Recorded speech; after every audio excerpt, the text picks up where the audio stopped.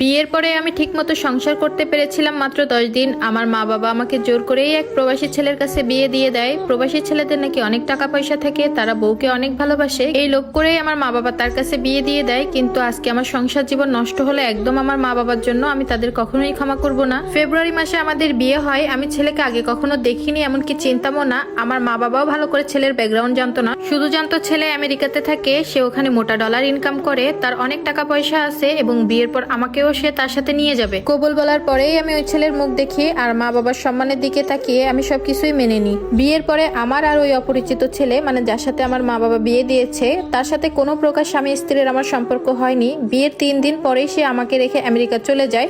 পরে আব্বু আম্মু জানতে পেরে কিছুটা অবাক হয়েছিল। বিয়ের পর থেকেই তার বিন্দুমাত্র কোনো দায়িত্ব ছিল না, সবকিছুই সে আমার বাপের ঘাড়ে চাপিয়ে সে নিজে উপরে উঠতে চেয়েছিল। আমার সাথে তার কোনো যোগাযোগ ছিল না, এমনকি সে আমেরিকাতে যাওয়ার আগে এবং যাওয়ার পরে কোনো রকম টাকা পয়সা আমাকে পাঠায়নি। বিয়ের পর যতটুকু টাকা পয়সা লাগতো সবই আমার বাবা মা দিত। বিয়ের 2 মাস পরে আমারও আমেরিকার ভিসা হয়ে যায়, কিন্তু তার আমাকে নিয়ে যাওয়ার কোনো মাথা ব্যথা ছিল না। আমাকে বিয়ের পর থেকে একটা সুতা পর্যন্ত দেয় নাই, কিন্তু আমার মা বাপ তাকে কিছুই বলতো না, সবকিছু মেনে নিত আর সে সুযোগ নিত।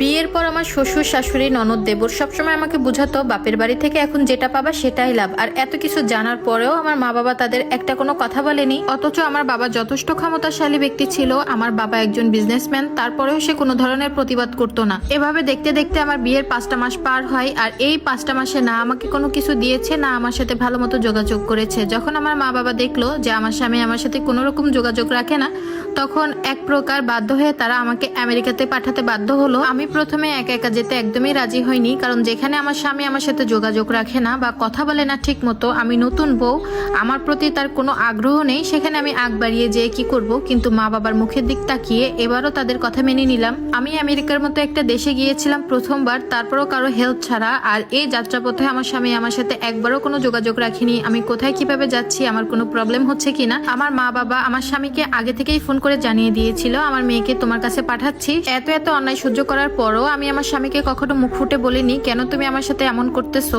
আমরা একই ছাদের নিচে থাকতাম, কিন্তু কখনো আমাদের নিজের ভিতর ভালো করে কথা হতো না, একদম অপরিচিত মানুষের মতো চলাফেরা করতাম। নতুন জায়গা, নতুন দেশ, কিছুতেই আমার মন বসতো না। এমনকি সে আমার সাথে ভালো মতো 2টা কথাও বলতো না। সকালেই সে তার চাকরিতে চলে যেত এবং প্রতিবেলা খাওয়ার সময় আমাকে ঘুমের ওষুধ মিশিয়ে খাইয়ে দিত। আমি আগে জানতাম না যে সে আমাকে ঘুমের ওষুধ মিশিয়ে খাইয়ে দিত, যে কারণে আমি 1 সপ্তাহ প্রায় একদম অসুস্থ হয়ে পড়ি। সকাল কখন হয় রাত কখন হয় কিছুই জানতাম না। বাবা মার সাথে কথা বলার পর যখন দেখে এমন অবস্থা, তখন আমাকে আবারও বাংলাদেশে ফেরত নিয়ে যায়, কারণ আমার শরীরের অবস্থা খুবই খারাপ হয়ে গেছিল আর কোনো যত্ন ছিল না।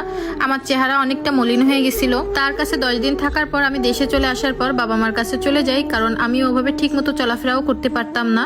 তারপরেই তো গত মাসের 11 তারিখে আমাদের ডিভোর্স হয়ে যায়। ডিভোর্স হওয়ার আগ মুহূর্তে তার একটা কলও আমি পাই নাই। সে আমার সাথে কোনো যোগাযোগ রাখেনি, কিন্তু আমার কাবিনের যতটা টাকা ছিল সে আমাকে সবটাই পরিশোধ করে দেয়।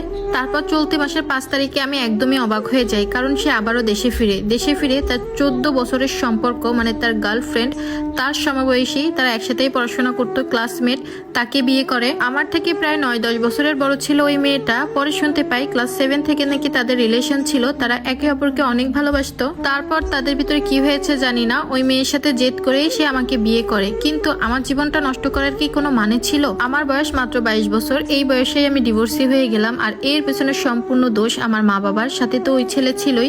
সবকিছু জানার পর কেন আমার সাথে তারা এমন করলো? লোক মুখে শুনেছি মা বাবা নাকি অনেক রাগ করলে তার ছেলে মেয়েকে ত্যায্য করে দেয়, আর আমি আমার মা বাবাকে ত্যায্য করে দিয়েছি। আমার বাবা নাকি অনেক মান সম্মানের ভয়। আমি জানি না আমার বাবার এখন কোন দিক থেকে মান সম্মান আছে। আর ওই ছেলেদের বলতে চাই, যারা প্রবাসে বসে কিছু ডলার ইনকাম করেই মেয়েকে আর মেয়ে মনে করে না, তারা ডলার দিয়ে মেয়েদের ইমোশন কিনে নেয়, তাদের আমি কখনোই ক্ষমা করব না। আর এই লেখাটা আমাকে একটা আপু পাঠিয়েছিল, তার লাইফের স্টোরি। আপুটার নাম প্রকাশে অনিচ্ছুক।